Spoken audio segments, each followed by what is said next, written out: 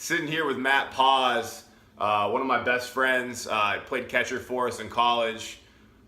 Really smart player, incredibly hardworking. He is now an assistant coach at Colby Sawyer up in New Hampshire. Awesome guy.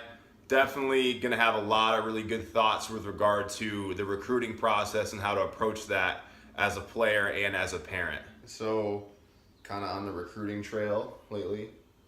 Yeah, right now we've been looking for sophomores and juniors to fit into our program. Going out there just kind of looking for guys who we might be interested in the next couple of years. So like, what kind of how do you look for a player? Like, what are you looking for? So one of the things we're looking for is obviously usually if we're able to communicate with coaches, they can kind of fill us in on who to look for and who might be a possibility that might fit into our program real well. But as far as when we get to the field, we're looking for obviously if the kid can play. As a hitting guy, I'm looking at his swing, how he's hitting the ball, what pitches he hits well, stuff like that. So, but above anything, personally, what I'm looking for is more of an attitude. Does the kid work hard? Does he do the little things correctly? That's mainly we're looking for guys who are going to be a good fit in our program, who are coachable, and stuff like that. So what's the way that you let you look for that? You show up early, show up early. If we can watch BP, if we can watch infield, just how they interact with their teammates between innings, how they interact with their coach.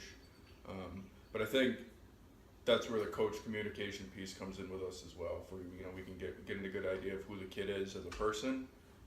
Because when we're bringing a kid in for the next 4 years into our program, we want him to be able to fit in. Obviously, the baseball piece is important too. He's got to be able to play. But I think if we can look for a character guy who will fit into our program real well.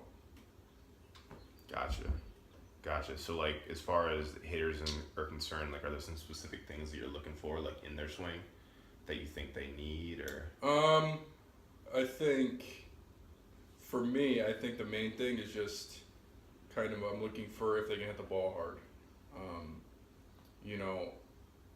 I think we can, as a program, as a coach, I can, tweak some things here and there.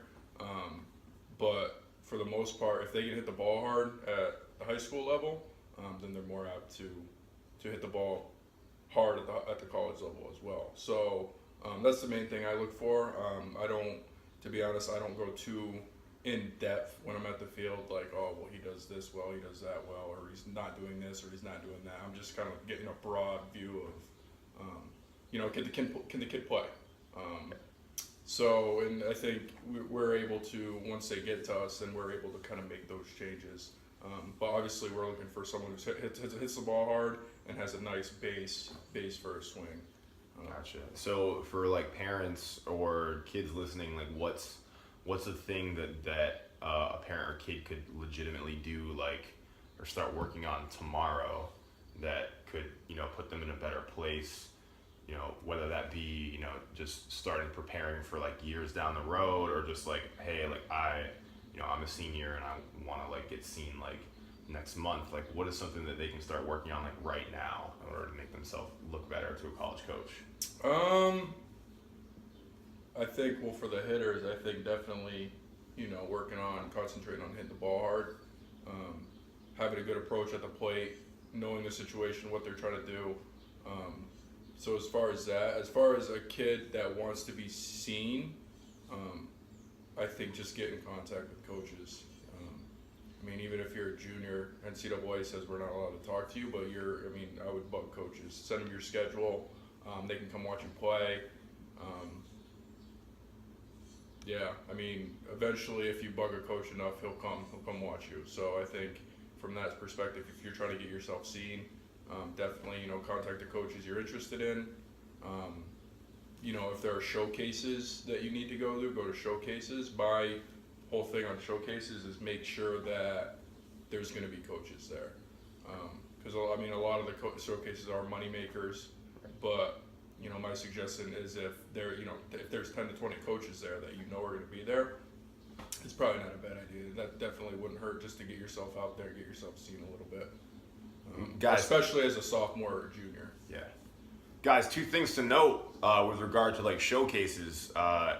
If you're someone who projects out to be like a pretty good like Division III player, or like a low level Division II player, don't go out to a showcase with coaches and spend a ton of money with coaches from like Texas and University of Florida. Like, that's not gonna work. So don't waste your money on something like that. Make sure the showcases that you go to are within your range as a player.